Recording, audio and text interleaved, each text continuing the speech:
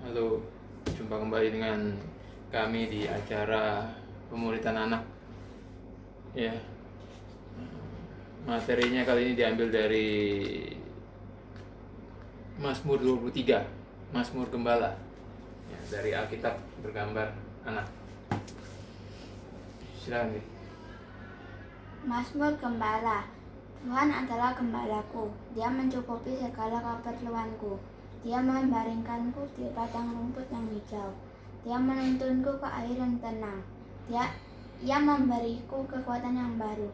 Dia membimbingku ke jalan yang benar oleh karena namanya. Meskipun aku berjalan melewati lembah yang mengerikan, aku tidak takut karena Engkau bersertaku. Gadamu dan tongkatmu membuatku nyaman. Engkau menyediakan hidangan bagiku di hadapan musuhku. Engkau meminyaki kepalaku dengan minyak. Pialaku pun melimpah. Kebajikan dan kasih selalu mengikutiku setiap hari sepanjang hidupku. Dan aku akan tinggal di rumah Tuhan selamanya. Oke. Ini juga akan sangat berhubungan dengan Injil. Injil ada kabar baik. Apa kabar baiknya?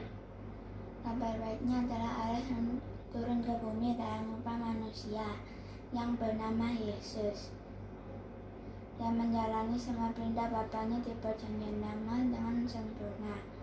Seharusnya kita manusia yang menaati perintah Allah. Pada akhirnya dia masuk ke Yerusalem, dia ditangkap, dihina, dipukul, disiksa, dan disalibkan. Seharusnya kita manusia yang dihukum, tetapi dia tanggung semuanya di pundaknya. Dia ditikam dan diremukkan oleh Bapanya sendiri untuk memuaskan murka dan keadilan Bapanya. Dia mati, dia salib, dikuburkan, di hari kemudian dia dibangkitkan sebagai tanda pembayarannya telah lunas dan nama baiknya telah dipulihkan, karena dia bukanlah seorang penjahat, melainkan anak Allah. Karena kebangkitan Yesus adalah lambang kemenangan bagi kita orang dosa. Jadi kita orang dosa supaya bertobat dan percaya Injil agar dapat diselamatkan dan dapat masuk ke surga dengan mengandalkan kebenaran Kristus. Oke. Mazmur Gembala ini salah satu mazmur paling populer dalam kekristenan, ya. Isinya lengkap, ada berkat jasmani, berkat rohani, perlindungan, ya, dari musuh-musuh, hampir lengkap semuanya ada di sini. Ya, dan Daud mengatakan ayat 1, Tuhan adalah gembalaku. Ketika kita membaca Mazmur ini, kita baca Tuhan adalah gembalaku. Jadi sifatnya itu pribadi, ya. Tuhan itu gembala kita pribadi, secara pribadi. Dia menjaga kita tuh one by one, secara pribadi. Ngerti? Ya, karena Daud memakai kata ku, gembalaku, bukan gembala kami. Di Alkitab ada dikatakan Tuhan itu gembala Israel secara full, secara umum, secara kolektif satu bangsa Israel. Tapi di sini Daud menyebut dia gembalaku. Ya. Takkan kekurangan aku. Yang membaringkan aku di padang yang berumput hijau, ia membimbing aku ke air yang tenang. Ya. Gembalaku berarti Daud mengibaratkan dirinya seperti seekor domba. Sama kita orang Kristen, kita juga disebut seekor domba, ya. Nah, padang rumput hijau, air yang tenang, ya, itu kebutuhan dari seekor domba, ya, rumput, air. Dan Daud bilang nggak kekurangan aku.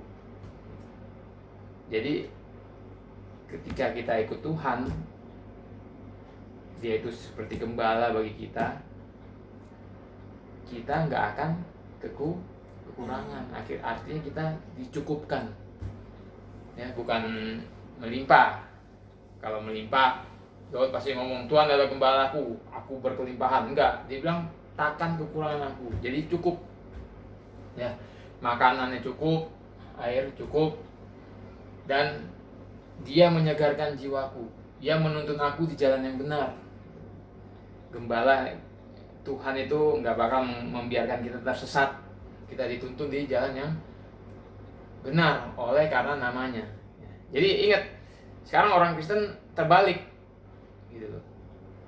Ya, takkan kekurangan aku. Ia membaringkanku di padang rumput hijau.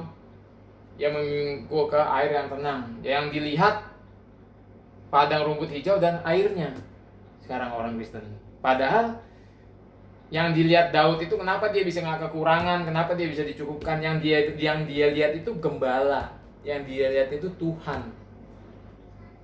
Nanti bukan padang rumput hijaunya, bukan air yang tenang, bukan tabungan di bank, bukan rumah yang besar, bukan mobil yang mewah, bukan teman-teman yang soge, bukan. Daud cukup, nggak kekurangan, ada rumput, ada air, ya, makanan pokok dia cukup karena Tuhan. Ngerti? Ya, dia bisa nggak tersesat karena Tuhan. Sekalipun aku berjalan di lembah kekelaman, ya, lembah bayang-bayang maut. Jadi ini menceritakan sesuatu yang berbahaya, dalam kondisi yang sangat berbahaya pun, ya, Daud tidak takut bahaya. Kenapa? Sebab Tuhan berserta dia. Ya, sebab engkau bersertaku. Gadamu dan tongkatmu itu yang menghibur aku. Jadi Tuhan menjaga kita dengan gada dan tongkatnya. Sebagai orang Kristen, kalau kita punya hubungan yang baik dengan Tuhan, ya, tiap hari hubungan yang baik itu dinilai dari seberapa banyak kamu sendiri bersama Tuhan. Ngerti? Seberapa banyak kamu berdoa saat teduh, baca firman sendirian bersama Tuhan. Itu hubungan yang baik dengan Tuhan, ya. Di situ gadanya Tuhan, tongkatnya Tuhan, dia siap menjaga kita. Apapun kebutuhan kita, dia siap mencukupi. Jadi itu Tuhan, ya. Engkau menyediakan hidangan bagiku di hadapan lawanku. Bahkan di tengah musuh kita, kalau kita sedang berhadapan dengan musuh, Tuhan masih sempat menyediakan berkat buat kita. Walaupun kita dikelilingi musuh, Tuhan tuh terus pelihara kita. Ya, ngerti? Engkau mengurapi kepalaku dengan minyak, pialaku penuh berlimpah. Jadi walaupun kita nih dikelilingi musuh, berkat Tuhan tuh ada aja gitu, nggak kurangan, ya. Kebajikan dan kemurahan beraka akan mengikuti aku seumur hidupku. Dia menjaga kita seumur hidup. Tuhan itu menjaga kita seumur hidup. Bukan cuma sampai umur 25 atau bukan cuma sampai umur 50, bukan. Seumur hidup, ya. Kebajikan dan kemurahan belaka ini berkat rohani terus mengikuti kita seumur hidup. Berkat jasmani mencukupi kita seumur hidup. Dan aku akan diam dalam rumah Tuhan sepanjang masa. Aku akan diam dalam rumah Tuhan sepanjang masa. Jadi ada hubungan, ya. Kalau kamu mau cukup, dilindungi, ada penyertaan, harus ada hubungan yang baik dengan Tuhan, gitu. Nah, di Yohanes 10 ayat 11 Yesus ngomong, akulah gembala yang baik. Gembala yang baik memberikan nyawanya bagi domba-dombanya. Kita ini domba. Jadi secara nggak langsung bisa dikatakan, kalau kamu mau Tuhan jadi gembala kamu, kamu mau Yesus jadi gembala kamu, ya kamu harus jadi dombanya. Gimana cara kamu jadi dombanya? Ya, dengan mengakui dia sebagai Tuhan dan Juru Selamat kita, dengan mengakui dia yang percaya Injil itu yang kamu sebutin tuh, Injil dari awal. Dia turun ke dunia, melakukan ketaatan, mati di kayu salib, ya kan, diambil semua hukuman yang seharusnya ditimpakan pada kita, diambil semua ketaatan yang harus kita lakukan, dia yang mengerjakan semuanya. Dia ambil cawan murka Bapaknya, dia selamatkan kita dari murka Bapaknya, dia penuhi keadilan Bapaknya, dia puas, dia gantikan murka Bapaknya dengan kedamaian yang dibayar kita dengan darahnya.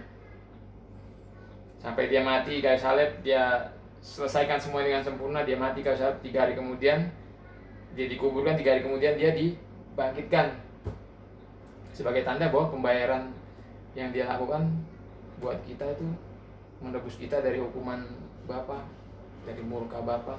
Jadi kita ini diselamatkan dari Bapaknya sendiri. Kita diselamatkan dari Tuhan, bukan dari iblis. Karena kita berdosa sama Tuhan. Ya, kebangkitan itu tanda bahwa apa yang dia kerjakan, apa yang dia bayar itu diterima Bapa dengan sempurna, dan sebagai tanda juga bahwa dia anak Allah. Dan kebangkitan ini kemenangan kita. Kemenangan kita orang berdosa. Ya, itu yang paling dihantam dari kekristenan itu kebangkitannya Yesus. Orang di luar Kristen nggak percaya kalau Yesus itu disalib dan bangkit. Itu dihantam terus. Karena itu lambang kemenangan kita. Ketika kita berdosa, kita percaya, kita diselamatkan dan bisa masuk surga dengan mengandalkan kebenaran Yesus. Ketika dia melakukan ketaatan itu bagi kita. Jadi kita nggak mengandalkan kebenaran kita. Kalau kita mengandalkan kebenaran kita sendiri, hancur kita. Daud, dia bisa ngomong seperti di Mazmur ini karena dia tahu dia hanya mengandalkan kebenaran Mesias yang dinanti-nanti. Karena kenapa? Di Mazmur 22, ya, ini kan tadi Mazmur 23, ini sebelumnya Mazmur 22. Ya. Daud itu nulis, ini Mazmur salib dikatakan. Orang-orang bilang ini Mazmur salib. Ya Allahku, Allahku, mengapa engkau meninggalkan aku? Aku berseru tetapi engkau tetap jauh dan tidak menolong aku. Ini dikutip oleh Yesus di kayu salib. Mazmur seruan ini. Yesus berseru waktu dia menggantikan kita di dalam hukuman, dia dijadikan berdosa. Dia putus hubungan karena dosa itu kan, Allah itu kudus, ya. Jadi dia sempat rusak hubungan dia dengan Bapa karena dosa kita. Bayangkan. Akhirnya sampai dia berteriak, Allahku, Allahku, mengapa engkau meninggalkan aku? Itu dia kutip dari Mazmur, tapi bukan sembarang ngutip. Dia memang benar-benar sudah menderita karena dosa-dosa kita. Di sini ini Mazmur salib. Kalau kamu baca ayat 7, tapi aku ini ulat dan bukan orang. Kenapa si Daud ini ngomong aku ini ulat dan bukan orang? Karena dosa. Dosa itu membuat kita jadi gak ada harga, kita ulat bukan orang. Jadi Daud ini tahu gitu, ya, celah bagi manusia dihina oleh orang banyak, semua yang melihat aku mengolok-olok aku, ya kan? Yesus sudah mau diolok-olok toh. Mereka mencibirkan bibirnya, menggelengkan kepalanya. Ia menyerah kepada Tuhan, biarlah ia yang meluputkannya, biarlah dia yang melepaskannya, bukankah dia berkenan kepadanya? Yesus ini semua dialami Yesus waktu dia disalib, dihina, dicibir, semuanya dia lakukan demi kita. Jadi kalau kita mau jadi domba Tuhan, kalau kita mau seperti Daud ngomong Tuhanlah gembalaku, kita harus bertobat dan percaya Injil, dilahir barukan oleh Tuhan. Ada unsur berita Injil, bertobat dari dosa-dosa kita, percaya Injil, dan mendapat confirm dari Tuhan bahwa kita sudah diselamatkan. Disitulah kita menjadi domba. Nanti keselamatan yang sejati pasti akan diikuti dengan perubahan yang nyata, diikuti dengan buah yang nyata, bukan buah manipulasi. Buahnya nyata, bukan sebuah manipulasi, bukan buah yang dibikin-bikin, diatur, direncanakan, bukan. Buahnya nyata gitu. Sekarang banyak orang Kristen memanipulasi buah, banyak orang Kristen memanipulasi keselamatan, ya kan? Menginjil cuma 1-2 menit, tapi selalu bilang menginjil cuma 5 menit, 10 menit, terus diajak berdoa, diajak mengakui Yesus sebagai Tuhan dan Juru Selamat, terus dikatakan selamat, mari ngono dibaptis. Mengatakan selamat itu memanipulasi keselamatan, terus ngajak baptis itu memanipulasi buah namanya. Ngerti? Kita nggak punya hak untuk mengatakan orang lain selamat. Kalau mengatakan orang lain tidak selamat masih bisa punya hak, karena Yesus ngomong, kalau kamu tidak percaya, kamu akan mati dalam dosamu. Tapi untuk selamat, itu Tuhan yang harus mengkonfirm ke orang tersebut. Kita ini hanya bisa melihat dari buahnya. Yesus bilang, kamu menilai mereka dari buahnya. Gitu. Gitu. Jadi makanya kenapa Injil ini sangat penting. Kalau kamu mau jadi domba Tuhan, kamu mau seperti Daud berkata, Tuhanlah gembalaku. Kamu mau orang lain bisa berkata, Tuhanlah gembalaku. Kamu mau orang lain menjadi domba, ya kamu harus beritakan Injil. Ngerti? Kamu mau orang lain berubah, kamu harus beritakan Injil. Bukan memberitakan financial breakthrough, bukan memberitakan motivasi, bukan memberitakan mukjizat yang lain, bukan. Injil. Karena di dalam Alkitab hanya Injil satu-satunya yang dikatakan kekuatan Allah yang menyelamatkan. Gak ada yang lain. Kamu bisa cari Alkitab.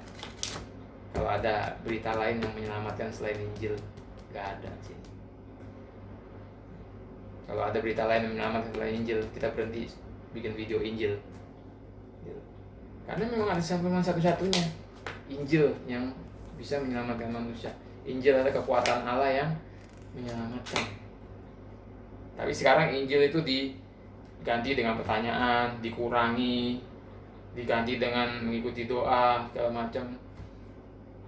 Karena Injil itu dirubah jadi nggak alkitabiah, makanya nggak ada kekuatannya lagi. Gitu. Kalau kamu mau Injil itu ada kekuatannya, menjadi kekuatan Allah, dia harus diberitakan secara lengkap. Karena kalau nggak lengkap, itu namanya bukan kebenaran. Ngerti? Ya. Contohnya kalau uang, kalau cuma ada satu sisinya doang bergambar, gambar belakangnya kosong, berarti itu namanya uang palsu. Betul nggak? Uang itu kan harus lengkap, dua sisi harus bergambar, baru dinamakan uang asli. Ya.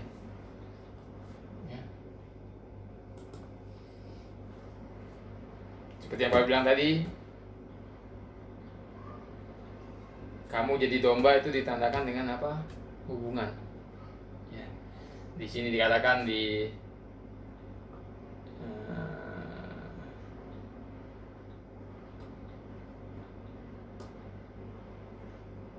domba yang mana?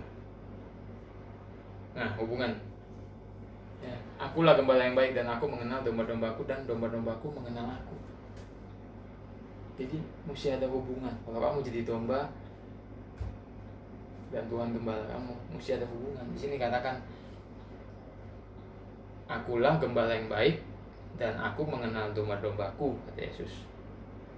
Dan domba-dombaku mengenal aku. Berarti ada hubungan yang erat.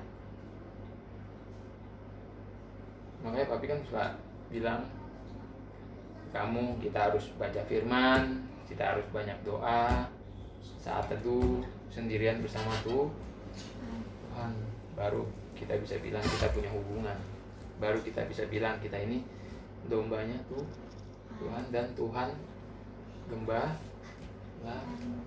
gembalaku secara pribadi.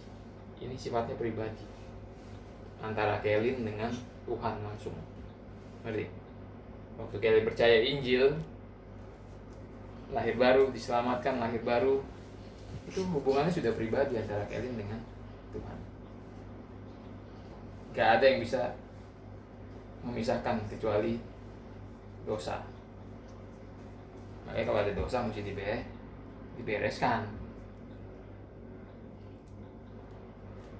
Ya, kalau ada dosa mesti dibereskan supaya nggak ada yang menjadi pemisah antara kita dengan Tuhan. Jadi ada pertanyaan? Hah? Ada pertanyaan? Nggak ada? Oh, ini Mazmur Korban Syukur. Oke, sampai jumpa di seri selanjutnya. Tuhan Yesus memberkati.